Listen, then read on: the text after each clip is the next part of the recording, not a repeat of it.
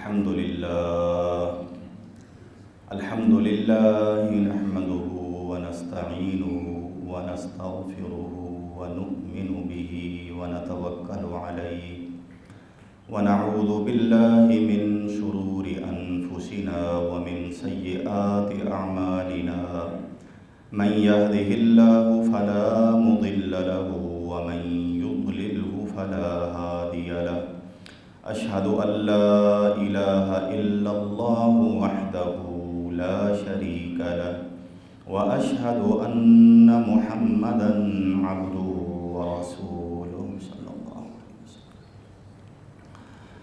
أرسله الله تعالى بالهدى ودين الحق بين يدي الساعة من يطع الله ورسوله فقد رشد واهتدى ومن يعص الله ورسوله فقد ضل وغوى فإنه لا يضر إلا نفسه ولن يضر الله شيئا اللهم صل على محمد وعلى آل محمد كما صليت على إبراهيم وعلى آل إبراهيم إنك حميد مجيد اللهم بارك على محمد وعلى آل محمد كما باركت على إبراهيم وعلى آل إبراهيم إنك حميد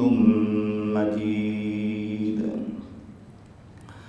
أما بعد فإن خير الحديث كتاب الله وأحسن الهدي هدي محمد صلى الله تعالى عليه وسلم وشر الأمور محدثاتها وكل محدثة بدعة وكل بدعة ضلالة وكل ضلالة في النار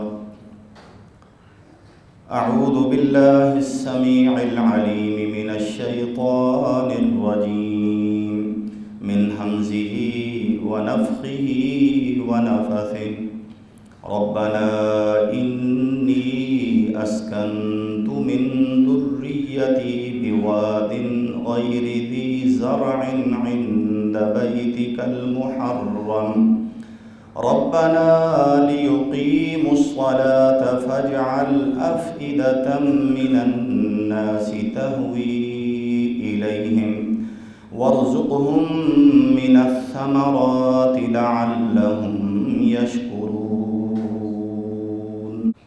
ابراہیم علیہ السلام کی اہم موقعوں پہ اللہ سے مانگی ہوئی دعائیں قرآن مجید میں مختلف مقامات میں اللہ نے ذکر فرمائی۔ پہلے پارہ میں بھی کچھ دعائیں ہیں، کچھ دعائیں 19ویں پارہ سورہ الشعراء میں ہیں، اور کچھ دعائیں سورہ ابراہیم 13ویں پارہ میں ہیں۔ یہ جو آیت کریمہ میں نے پڑھی ہے یہ بھی ابراہیم علیہ السلام کی ایک دعا ہے جو اللہ نے نقل فرمائی ہے۔ اس کا پہلے آپ ترجمہ سن لیں اور پھر ہم نے یہ معلوم کرنا ہے کہ یہ دعا ابراہیم علیہ السلام نے کہاں اور کب مانگی تھی اللہ سے۔ ربنا، اے ہمارے رب، اے ہمارے پروردگار۔ جب رب کا لفظ آتا ہے تو اس کا معنی ہوتا ہے وہ خالق ہے، وہ مالک ہے، اور تمام معاملات کا انتظام کرنے والا، سب تدبیریں کرنے والا وہی ہے۔ تو ربنا، اے ہمارے رب، اے ہمارے پروردگار، جس نے ہمیں پیدا کیا، جو ہمیں کھلا پلا رہا ہے، جو ہماری زندگی کے تمام ضروریات پوری کر رہا ہے، اے ہمارے رب، انی اسکنت من ذریتی، بے شک میں ٹھہرا رہا ہوں، میں بسا رہا ہوں اپنی کچھ اولاد میں آباد کر رہا ہوں، بوادن، ایک ایسی وادی اور ایسے میدان میں، غیر ذی زرع، جہاں کچھ بھی نہیں اگتا، کوئی سبزہ نہیں ہے یہاں، کچھ پانی کا یہاں کوئی انتظام نہیں، پانی کا قطرہ تک نہیں دور دراز، ایک ایسی جگہ میں اپنی اولاد کو بسا رہا ہوں، لیکن ہے تو کیا ہے؟ عند بیتک المحرم، تیرے حرمت والے گھر کے پاس میں ٹھہرا رہا ہوں۔ اگر سب سے زیادہ اس جگہ کی مجھے قدر و قیمت معلوم ہوئی ہے تو یہ نہیں کہ یہ بہت زرخیز زمین ہے، یہاں زندگی کے وسائل بہت زیادہ ہیں، سب سے بڑی چیز یہ ہے کہ جو چیز یہاں ہے وہ دنیا میں کہیں بھی نہیں ہے، اور وہ ہے تیری حرمت والا گھر۔ ربنا، اے ہمارے رب، لیقیموا الصلاۃ، میں اس لیے یہاں ان کو آباد کر رہا ہوں تاکہ میری اولاد، میری نسل، آنے والی نسلیں جو یہ کہیں کہ ہم ابراہیم کی اولاد سے ہیں، تو یا اللہ میں یہ چاہتا ہوں کہ یہ پکے نمازی ہوں، تاکہ یہ نماز کی پابندی کریں، اس لیے میں ان کو یہاں آباد کر رہا ہوں۔ اب ہم کیا کہتے ہیں؟ ہم اس ملک کو چھوڑ کے، اپنے آباء و اجداد کی زمین کو چھوڑ کے، ان کی قبروں کو چھوڑ کے، اپنے سارے ورثے کو چھوڑ کے کہاں جا رہے ہیں؟ کافروں کے ملک میں۔ کیوں؟ تاکہ وہاں میری نسلیں خوب عیش کریں، پھر جیسی نیت ہوگی ویسے ہی پھل ملے گا، پھر خوب عیش ہو جاتی ہے اور اللہ کا نام تک بھول جاتا ہے۔ آپ کی جان پہچان کدھر گئی؟ آپ نے تو اولاد کے لیے دنیا دیکھی اور اللہ نے آپ کا نام ہی مٹا دیا۔ ابراہیم علیہ السلام کا آج نام ہے، ہر مسلمان کے دل میں ہے، ہر یہودی کے دل میں ہے، ہر عیسائی کے دل میں ہے۔ ذرا غور تو کریں، اے اللہ میں اپنی اولاد کو ایک ایسی جگہ آباد کر کے جا رہا ہوں، میں نے یہاں خود بھی نہیں رہنا کیونکہ تیرا حکم ایسا نہیں، جو تیرا حکم ہے وہی ہو رہا، کہ یہاں کوئی زندگی کے ظاہری وسائل نہیں ہے، کھانے کا ایک دانہ کہیں نہیں اگتا، پھل پھول دور دور تک کچھ نہیں ہے، پانی تک نہیں ہے، لیکن ہے تو تیرا حرمت والا گھر ہے، اور وہ بھی ابھی تعمیر نہیں ہے، اس کی تعمیر ختم ہو چکی ہے، وہ ایک ٹیلے کی شکل میں ہے۔ یا اللہ میں اس لیے آباد کر کے یہاں جا رہا ہوں، لیقیموا الصلاۃ، تاکہ یہ نماز کی پابندی کریں۔ فَاجْعَلْ أَفْئِدَةً مِّنَ النَّاسِ، اے اللہ تو اپنے بندوں کے دلوں میں یہ جذبات پیدا کر دے۔ ایک ہوتا ہے کہ اولاد لوگوں کے، بڑے بڑے لوگوں کی قربت کی راہیں تلاش کریں، عزت بڑے بڑے لوگوں کو تلاش کرو جی، ان کی جا کے جوتیاں چاٹو۔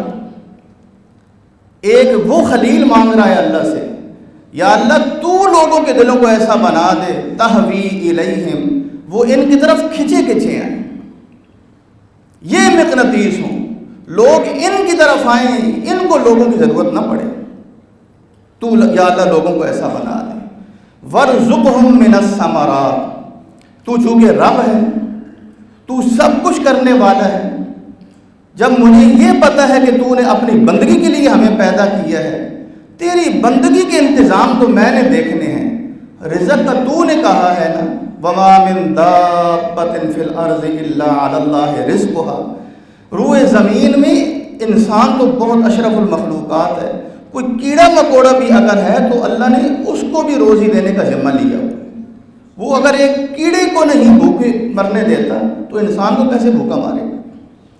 وَارْزُقْهُم مِّنَ الثَّمَرَاتِ، تو ان کو دنیا جہان کے پھل عطا فرما، کیسے دے گا یہ تجھے پتہ ہے، میرا کام مانگنا ہے، باقی انتظام کرنا وہ تیرا کام ہے۔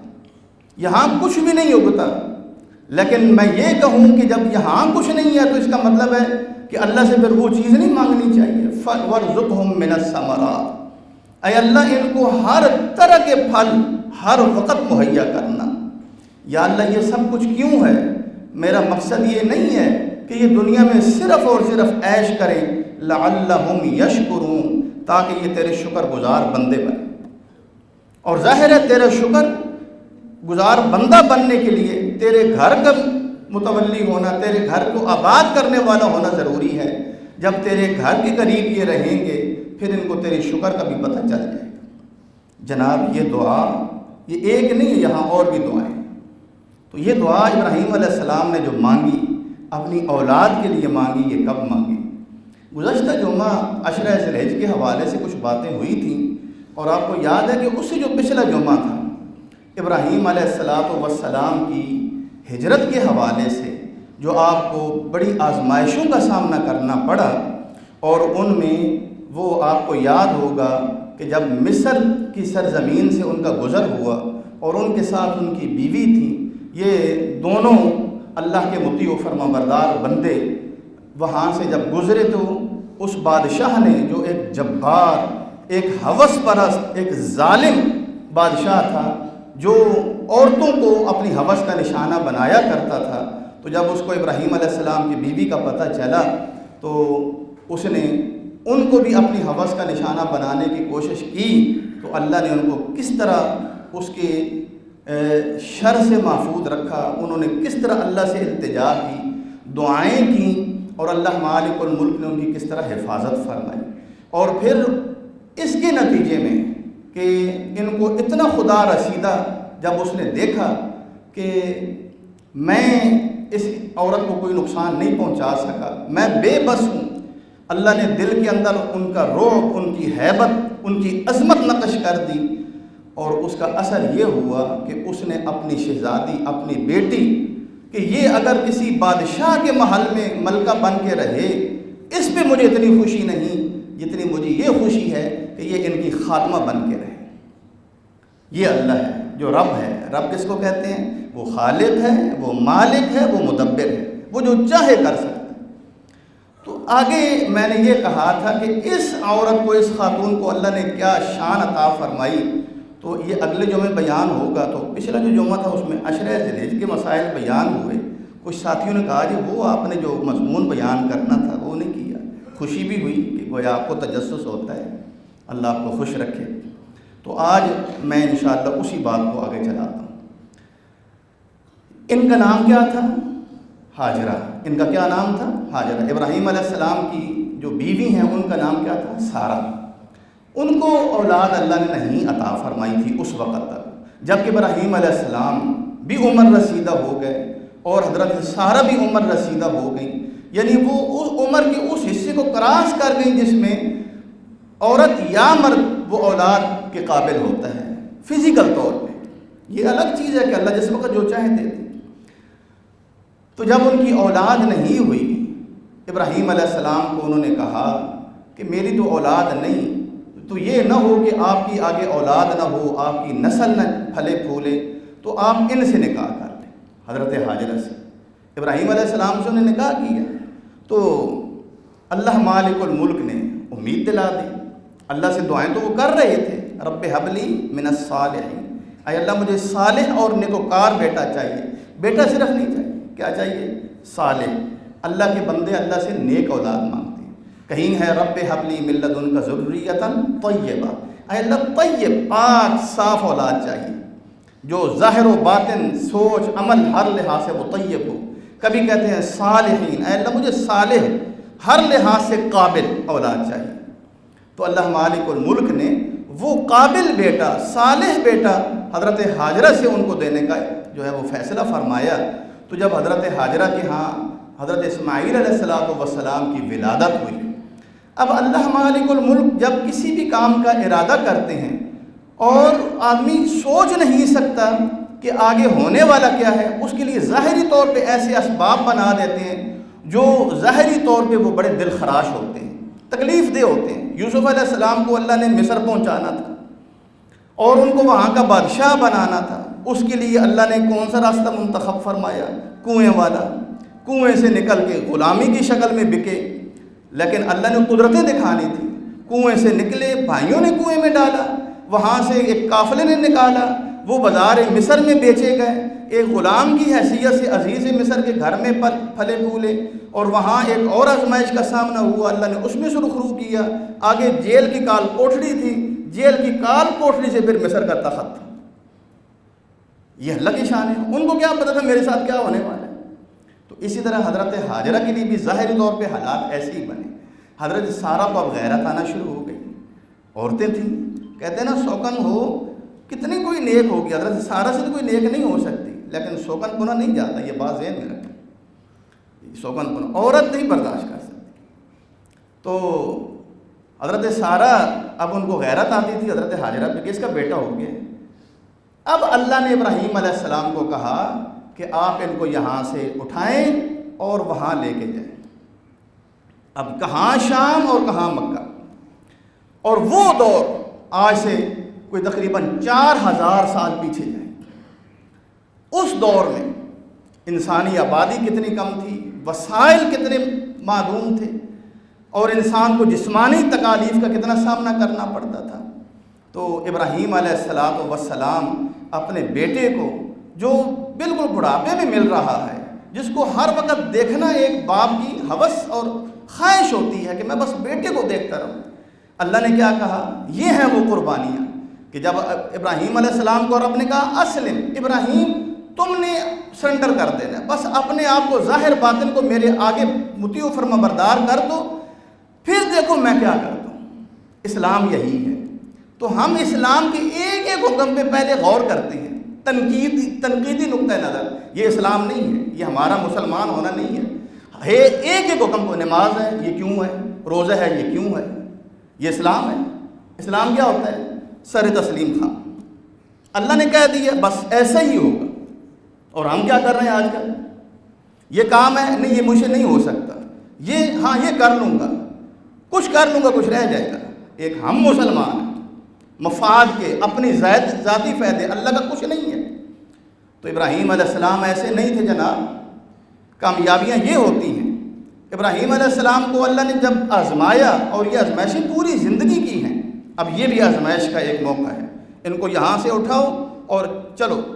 ابراہیم علیہ السلام اپنی بیوی بچے کو لے کے, حضرت حاجرہ کو اور شیر خوار بچے کو, جو ابھی دودھ پیتے بچے ہیں, شاید سال کی بھی نہ ہوں, یہاں سے مکہ کی سرزمین میں پہنچتے ہیں.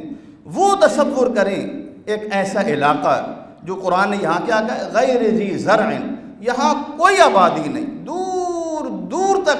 یہاں انسان نے کبھی سوچا ہی نہیں کہ یہاں بھی ہم رہیں. حتیٰ کہ جو خیمہ لگانے والے لوگ ہوتے تھے وہ بھی یہاں نہیں ٹھہرتے تھے. کہاں ٹھہرتے ہیں لوگ خیموں والے, جہاں کچھ زرخیز زمین ہوتی ہے, جہاں ان کے جانور چر سکیں, جہاں پانی ہوتا ہے, کوئی حوض, کوئی تالاب ہوتا ہے, کوئی چشمہ ہوتا ہے, کوئی کنواں ہوتا ہے, وہاں لوگ اپنے جھگیاں لگاتے ہیں. کیوں, یہاں کم از کم جی تو سکیں گے. تو اس مکہ کے پہاڑ, سنگلاخ پہاڑوں میں کس نے رہنا تھا. اللہ نے کہا وہاں لے کے جاؤ. اب یہ قافلہ وہاں پہنچ گیا, اور یہ بخاری کی روایات ہیں, بخاری کی باب احادیث الانبیاء, جہاں امام بخاری نے نبی علیہ السلام کے وہ فرامین جمع کیے ہیں کچھ جو پہلے نبیوں کے بارے میں اللہ کے نبی علیہ السلام نے اللہ کی وحی سے ہمیں بتائیں, جن میں یقیناً عبرت اور سبق ہے, اس لیے بتائیں. تو فرمایا کہ حضرت حاجرہ کو اور اسماعیل کو ابراہیم علیہ السلام یہاں جب لے کے پہنچے, یہاں کیا تھا, پہاڑ ہی پہاڑ ہیں, اور ایک کھلا سا میدان ہے, وہاں ایک بہت بڑا درخت ہے. اس درخت کے نیچے کہا یہاں بیٹھ جاؤ, یہاں اترو. اب وہ اس درخت کے نیچے بیٹھ گئی حضرت حاجرہ, اپنے بیٹے کو بھی گود لے لیا. ابراہیم علیہ السلام کے پاس ایک تھیلا تھا کھجوروں کا, وہ پاس رکھ دیا. ایک مشکیزہ تھا پانی کا, وہ پاس رکھ دیا. اور یہ بھی نہیں کہا کہ تم نے یہاں رہنا ہے, میں جا رہا ہوں, نہیں. کیوں, یہ پیغمبر ہے, یہ اللہ کا خلیل ہے, یہ اللہ کے حکموں پہ چل رہا ہے, اس نے اپنی کوئی بات نہیں کرنی. جب واپس جانے لگے تو حضرت حاجرہ کہتی ہیں الا من تترکنا, آپ کس کے حوالے کر کے ہمیں یہاں چھوڑ کے جا رہے ہیں. یہاں کوئی انسان نہیں, کوئی جینے والی چیز, یہاں زندہ چیز نظر نہیں آ رہی, آپ کس کے حوالے کر کے جا رہے ہیں. یہ سوال ان یعنی کہہ لے غیر مہذب اور ترشرو عورتوں والا نہیں تھا.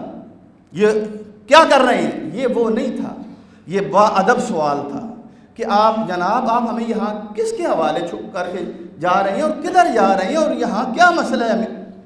ابراہیم علیہ السلام نہیں بولے. روایات میں آتا ہے انہوں نے بارہا یہ سوال کیا. ابراہیم علیہ السلام واپس جا رہے ہیں, وہ پیچھے پیچھے جا رہی ہیں. حضرت اسماعیل ساتھ اٹھائے ہوئے ہیں یا وہاں یا لٹایا ہوا ہے, اور پوچھ یہ رہی ہیں کہ یہاں کس کے حوالے کر کے جا رہے ہیں. اب جو میں نے کہا تھا کہ اس نے کیا سوچا تھا کہ یہ میری بیٹی جو کسی محل میں شہزادی کی حیثیت میں رہے, مجھے زیادہ پسند ہے کہ یہ اس اللہ کے نیک بندے کی تربیت میں رہے. اب وہ تربیت ذرا دیکھیں. فوراً کہا کیونکہ نبی کے ساتھ پاس تھی نا. کہا کیا آپ ہمیں اللہ کے حکم سے یہاں چھوڑ کے جا رہے ہیں؟ یہ بات کیا اللہ کے حکم سے ہے یہ سب کچھ؟ انہوں نے ایسے اشارہ کیا ہاں اللہ کے حکم سے، اللہ کے حکم سے. آگے اس مومن عورت کا جواب سنیں. اللہ کے نبی نے فرمایا کہ اس نے فوراً کہا اذن لا یضیعنا. اچھا آپ اللہ کے حکم سے چھوڑ کے جا رہے ہیں، پھر ہمارا اور رب کا معاملہ ہوا نا، اللہ ہمیں ضائع نہیں کرے گا، جائیں آپ. آج کوئی ایسا ایمان والا جملہ ہے کہیں؟ کسی باہمت عظمت والی کوئی خاتون ہے ایسی کوئی؟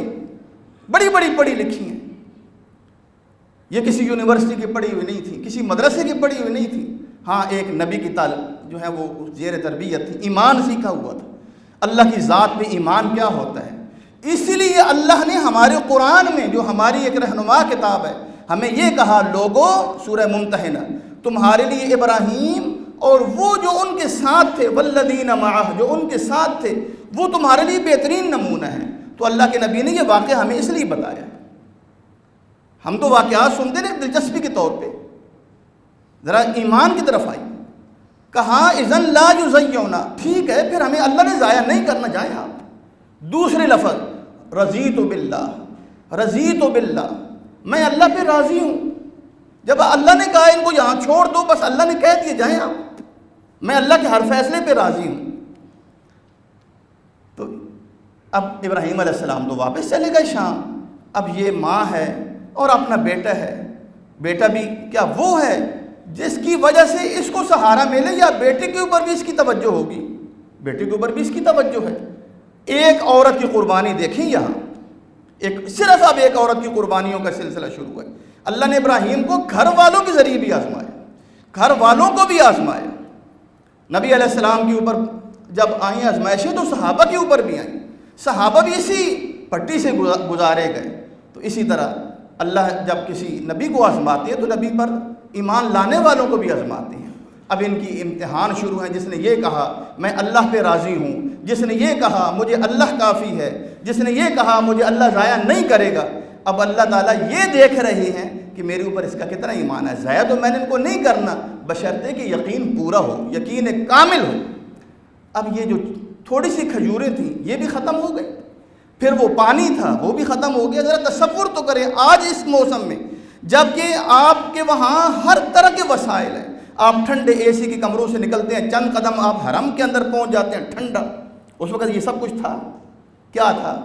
صحرا تھا اور سورج تھا جو پوری حرارت اور حدت دیتا ہے. وہاں کوئی ایک درخت کے سائے کے علاوہ کچھ بھی نہیں تھا، کچھ بھی وہاں نہیں تھا. وہ ایک کھجوریں تھی تھوڑی سی اور وہ پانی تھا. کتنا دیر اسے گزارنی تھی؟ وہاں تو پانی گرمی سے خشک ہو جاتا ہے. اب جب تک تو ماں غذا کھاتی رہی، بچے کو بھی غذا ملتی رہی، جب کھجوریں ختم ہو جائیں اور پانی بھی ختم ہو جائے، اب بتائیں اس عورت کے اوپر امتحان شروع ہوا کہ نہیں؟ عورت کو اپنے امتحان کی پرواہ نہیں تھی، اپنے دودھ پیتے بچے کی تھی. جب خود غذا نہیں مل رہی بچے کو کیا ملنی تھی؟ اب بچہ بھوک سے تڑپ رہا ہے، پیاس سے بلک رہا ہے. اب یہ منظر کیا کوئی ماں دیکھ سکتی ہے؟ یہ منظر کوئی ماں نہیں دیکھ سکتی. اللہ کے نبی نے فرمایا، یہ حدیث ہے، یہ جذبات اپنے طرف سے بنائے گئے نہیں ہیں، اٹھائے گئے نہیں ہیں. اللہ کے نبی نے فرمایا جب ہاجرہ نے دیکھا کہ اس کا بیٹا تڑپ رہا ہے، اس کی ایڑیاں وہ رگڑ رہا ہے، ماں کو سے یہ منظر دیکھا نہیں گیا. وہ سب سے پہلے انہوں نے دیکھا کہ صفا پہاڑی پاس ہے، اس کے اوپر چڑھ گئے کہ شاید ادھر ادھر دیکھوں کوئی بندہ نظر آئے، اس کو فوراً پوچھوں یار کچھ ہے تو دو. ایسے موقعوں پہ اسباب تو تلاش کیے جاتے ہیں نا. تو انہوں نے پہاڑی کے اوپر کھڑے ہو کے ادھر ادھر دیکھا، کوئی دور دور تک کچھ نظر نہ آیا، امید والی چیز. وہ وہاں سے اتری. اب مروہ کا تصور کیجئے، یہ آج کل کا دور نہیں ہے کہ پہاڑوں کے اوپر بھی فرش پورے وہ اس کو پورا فل کر دیا گیا اور آپ بالکل نرم ملائم جو ہے وہ فرش کے اوپر سائے کر رہے ہیں. وہ پہاڑ تھے سنگلاخ اور وہ اوپر سے اتری اور نیچے یہ میدان ہے. وہاں جب پہنچی زور سے بھاگیں کہ جلدی دوسرے پہاڑ پہ چڑھو. یہ ہے سعی، یہ وہ سعی ہے. وہاں سے جب بھاگتی ہوئی مروہ پہ چڑھی، ایک چکر ہوا، وہاں دعا کی، ادھر بھی دعا کی، ادھر بھی دعا کی، یا اللہ ہمارے حال پہ رحم فرما. اللہ سے دعائیں کر رہے ہیں. پھر وہاں سے اتری، ادھر گئیں، ساتھ بچے کو بھی دیکھ رہی ہیں اور بچے کی کیفیت وہ لمحہ بلمحہ ماں کو اور زیادہ مضطرب کر رہا ہے. ماں تڑپ رہی ہے، ساتھ بھاگ رہی ہے. اللہ کے نبی نے فرمایا لوگوں اسی لیے اللہ نے صفا مروہ کی سعی تمہارے لیے مقرر کر دی کہ تمہارے دل میں بھی وہی تڑپ ہو، اللہ سے مانگنے کا وہ جذبہ ہو کہ وہ اللہ سے کس طرح مانگ رہی تھی. ذرا سوچے تو صحیح، جب صفا پہ چڑھی کہیں کچھ نظر نہیں آیا، پھر اللہ سے کیسے مانگا ہوگا. پھر جب مروہ پہ، اور آج کل جب ہمیں کہا جاتا ہے نا صفا کے اوپر دعا کرنی ہے، مروہ کے اوپر بھی دعا کرنی، ہم کہہ رہے ہیں کیا دعا کریں، ایک تو ویسے تھکے ہوتے ہیں، کیا اس عورت سے بھی زیادہ آپ تھکے ہوئے ہیں جو کتنے دنوں سے بھوکی اور پیاسی ہے، جو بچے کو تڑپتا دیکھ رہی ہے، وہ اللہ سے کیسے مانگ رہی ہے. اللہ نے تو مانگنا سکھایا اور آج ہمیں مانگنا بھول گیا ہے. کیوں؟ سب کچھ ہے. یہ ہیں ہماری یہ دن، یہ ہیں ہماری یہ رسمیں. آج رسم رہ گئی ہے، اللہ سے تعلق کوئی نہیں رہا. اور اگر یہ عمل بھی ختم ہو گئے تو پھر بتائیں میں اور آپ کس طرح اللہ کو پہچانیں گے؟ بتائیں. اگر یہ بھی ختم ہو گئے، بیت اللہ کا سفر بھی ختم ہو گیا، صفا مروہ کا دیدار بھی ختم ہو گیا، وہ کم از کم وہ ایک روایتی عمل بھی ختم ہو گیا، پھر بتائیں ہم یہاں رہ کے اللہ کو کیسے پہچانیں گے؟ یہ المیے ہیں آج. یہ المیے نہیں ہے کتنی مہنگائی ہو گئی یا فلاں جگہ یہ ہو گیا. آج کل صرف اور صرف ہماری نظر وہ دنیا کے اوپر ہے، اس عرش والے کے اوپر ختم ہو گئی. عرش والا وہ اپنی طرف بلاتا ہے، آپ میری طرف توجہ کرو. تو اللہ کے بندو یہ 7 چکر تھے اس خاتون کے، ہاجرہ کے یہ 7 چکر تھے. اس سے پہلے اس پہاڑی کے اوپر ایسا منظر چشم فلک نے نہیں تھا دیکھا جو اس عورت نے نقش کر دیا اپنی قربانیوں کا. اس سے پہلے یہ نہیں تھا. یہاں یہ صفا مروہ کی سعی اس عورت نے کی تھی. وہ اس عورت نے جس نے یہ کہا تھا اللہ مجھے کافی ہے، یہ اس عورت نے جس نے یہ کہا تھا اللہ مجھے ضائع نہیں کرے گا. ہم یہاں سے جاتے ہیں دنیا میں ہی ڈوبے ہوئے ہوتے ہیں، دنیاوی خیالات میں. وہاں صفا مروہ پہ چڑھ کے بھی ہم گھر والوں سے یہ باتیں کر رہے ہوتے ہیں اور ویڈیو بنا رہے ہوتے ہیں، دیکھو میں کیا کر رہا ہوں. یہ تو تماشے ہیں ہمارے، یہ ہمارے تماشے ہیں، اللہ سے کوئی تعلق نہیں ہے. آج کل اس ویڈیو نے ہمیں تباہ و برباد کر کے رکھ دیا. تماشے دکھاتے ہیں لوگوں کو، یہ دیکھو میں مسجد میں آ گیا ہوں، یہ دیکھو میں یہ کر رہا ہوں، یہ دیکھو میں نے احرام باندھ دی. یہ تماشے یہ ہمیں کچھ بھی کسی کام کا نہیں رہنے دیں گے. ہاجرہ نے کسی کو تماشا نہیں تھا دکھایا، ہاجرہ نے اپنی بندگی اور اپنا فقر اپنے رب کے سامنے پیش کیا تھا. اللہ تو مجھے ضائع نہیں کرے گا، بس مجھے یہ پتہ ہے. تو پھر جب 7واں چکر پورا ہوا ان کو ایک آواز سنائی دی. غور سے اللہ کے نبی نے فرمایا، انہوں نے اپنے آپ کو کہا خود کلامی میں، سا دیکھو تو صحیح کیا آواز آ رہی ہے. واقعی آواز آ رہی ہے. تو واقعی آواز آئی، فرشتے کی آواز تھی، لیکن فرشتہ بھی نظر نہیں تھا آ رہا. انہوں نے کہا بھائی تمہاری آواز میں نے سن لی ہے، کون بول رہے ہو؟ اگر کوئی تمہارے پاس زندگی بچانے کا کوئی ذریعہ ہے تو سامنے آؤ. وہ فرشتہ کھڑا ہے اس مقام پہ جہاں آب زمزم ہے، زمزم کا چشمہ ہے، وہاں کھڑا ہے. تو وہاں گئیں تو کہا کون ہو؟ کہا میں ابراہیم کے اس بیٹے کی ماں ہوں. کہا تم ابراہیم کس کے حوالے کر کے گئے؟ کہا اللہ کے حوالے کر کے گئے. انہوں نے کہا پھر اس اللہ تعالیٰ نے تمہیں ضائع نہیں کرنا، وہ تمہیں دیکھ رہا ہے. لا تخاف الضیعہ، ضائع ہونے سے، ہلاکت ہونے کا خوف دل سے نکال دو. تمہیں رب نے ضائع نہیں کرنا، بلکہ کائنات میں ایسے واقع تو ہوئے کہ اللہ نے مجبوروں کی عین موقع پہ مدد کی، لیکن ہو گئی، بس اللہ کرتے ہیں سب کی.